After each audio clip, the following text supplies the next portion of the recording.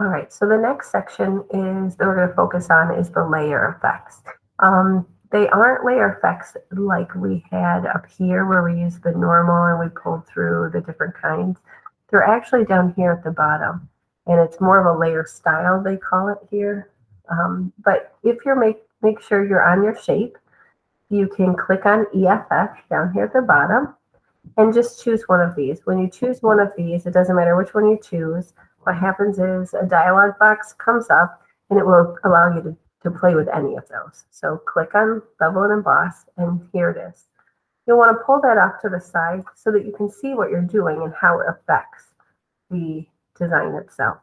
You'll also see here in a little preview box what could happen.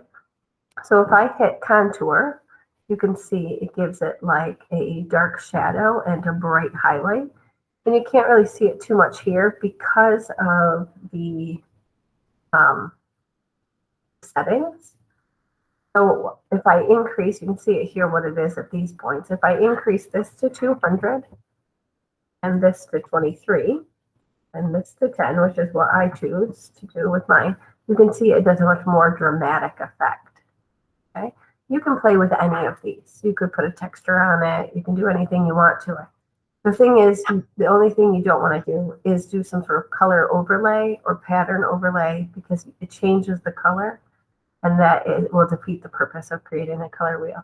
So kind of stick up in here in these little areas up here, maybe a little drop shadow you could do if you wanted. And again, you can play with the effects and what happens and what's that look like. But otherwise, just options. Okay. I'm going to change this back to my normal settings and that is done.